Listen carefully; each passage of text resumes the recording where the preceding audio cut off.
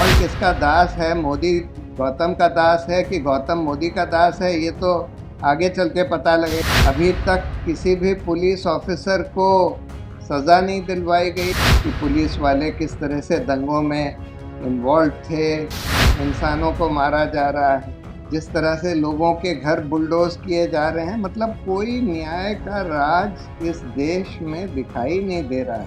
एक ruling party और उसके साथ मिली हुई सरकार कैसे पुलिस के साथ मिलकर दंगा करा सकती है। न्यायिक व्यवस्था पूरी तरह से चरमरा चुकी है, अब कुछ नहीं किया जा सकता। अब हम लोग बस अपनी जान बचा लें। जो विक्टिम्स थे उन्हीं को अरेस्ट कर लिया जाता है और उन्हीं को प्रोसिक्यूट भी किया जाता है और उन्हीं के खिलाफ बिल्कुल एक झूठे मुकदमे यूएपीए वगैरह के लगा दिए जाते हैं, जिससे उनको बेल भी ना मिल सके। जब लगेगी आग तो सबके घर जद में आएंगे। यहाँ पर सिर्फ हमारा ही घर तो नहीं है।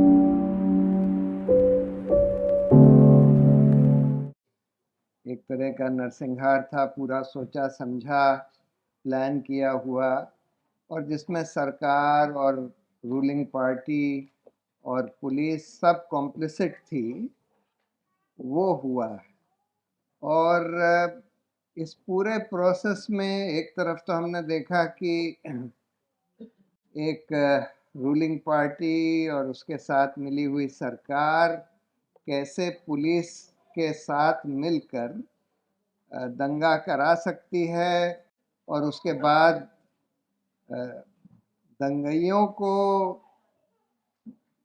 न्याय में लाने के बजाय, यानी कि उनको सज़ा दिलवाने के बजाय जो विक्टिम्स थे उन्हीं को अरेस्ट कर लिया जाता है और उन्हीं को प्रोसिक्यूट भी किया जाता है और उन्हीं के खिलाफ बिल्कुल एक झूठे मुकदमे यूएपीए वगैरह के लगा दिए जाते हैं, जिससे उनको बेल भी ना मिल सके। और कोर्ट्स का भी रवैया वही देखा जा रहा है कि इतने साल हो गए, 3 साल हो गए, अभी तक इन झूठे मुकदमे में भी बहुत सारे लोगों को बेल नहीं मिली। अभी तक किसी भी पुलिस ऑफिसर को सज़ा नहीं दिलवाई गई, जबकि इतने सारी रिपोर्ट्स आ गई, इतने सारे वीडियोस आ गए कि पुलिस वाले किस तरह से दंगों में इन्वॉल्व थे, पत्थर फेंक रहे थे, सीसीटीवी कैमरे तोड़ रहे थे, लोगों को पीट रहे थे, लेकिन किसी को भी अभी तक सज़ा नहीं दिलवाई गई। तो हम बिल्कुल एक पूरा और जैसे अभी हर्ष ने बताया कि जो मुआवजा है वो तो करीब करीब नहीं के बराबर किसी को भी मिला है। इतना लंबा प्रोसेस हो गया, इतनी लोगों ने जद्दोजहद करी, मेहनत करी, लेकिन नहीं के बराबर कोई कॉम्पनसेशन मिला है। तो मतलब पूरा एक कॉम्प्रिहेंसिव फेलियर पूरे सिस्टम का दिखाई दे रहा है।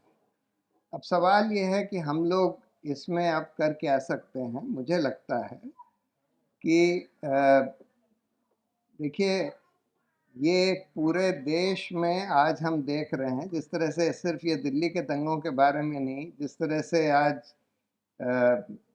गौ हत्या के आधार पर लोगों को, इंसानों को मारा जा रहा है,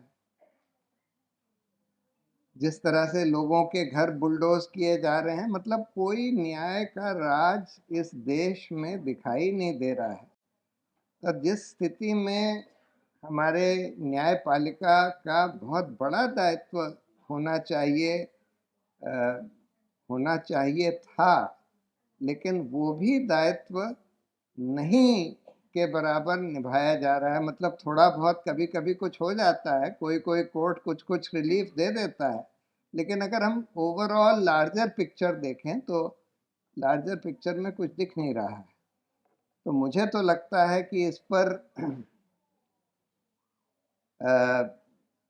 एक एक तरीका तो ये है कि भाई हम लोग हाथ पे हाथ धर के बैठ जाएं और सोचें कि भाई अब ये देश तो, इस देश की का लोकतंत्र इस देश की न्यायिक व्यवस्था पूरी तरह से चरमरा चुकी है। अब कुछ नहीं किया जा सकता। अब हम लोग बस अपनी अपनी जानें बचा लें, लेकिन उससे तो किसी की जान नहीं बचने वाली। जो हालात इस देश में चल रहे हैं, अगर हम लोग सब नहीं खड़े हुए इस व्यवस्था के खिलाफ, इस अन्याय के खिलाफ अगर हम लोग नहीं खड़े हुए तो कोई नहीं बचेगा, चाहे वो मुसलमान हो, चाहे आखिर में हिंदू ही हो।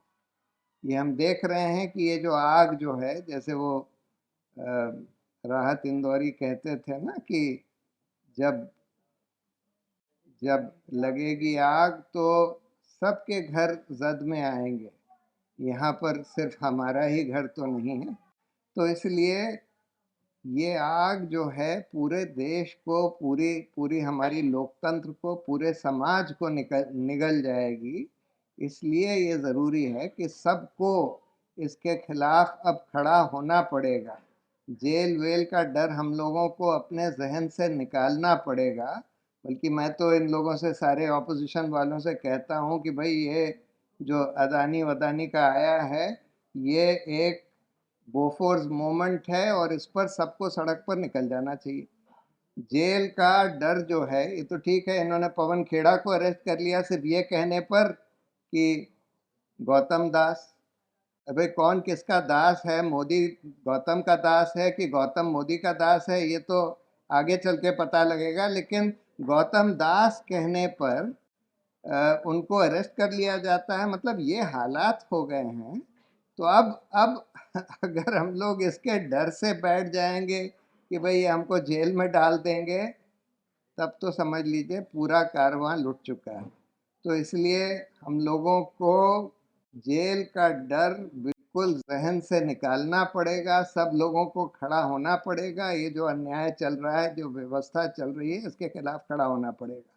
और ये बड़ी बात है कि आज के दौर में भी इस तरह का आयोजन इस देश में हो सकता है। इतनी सारी 4 रिपोर्ट्स आपके सामने पेश करी गई। इस तरह के लोग, रिटायर्ड जज, सुप्रीम कोर्ट के, हाई कोर्ट्स के चीफ जस्टिस वगैरह, इस तरह की रिपोर्ट आज दे सकते हैं, दे रहे हैं। ये बहुत बड़ी बात है। काफ़ी लोग खड़े हुए हैं, लेकिन और लोगों को खड़ा होना पड़ेगा। हम सबको खड़ा होना पड़ेगा। बहुत बहुत धन्यवाद।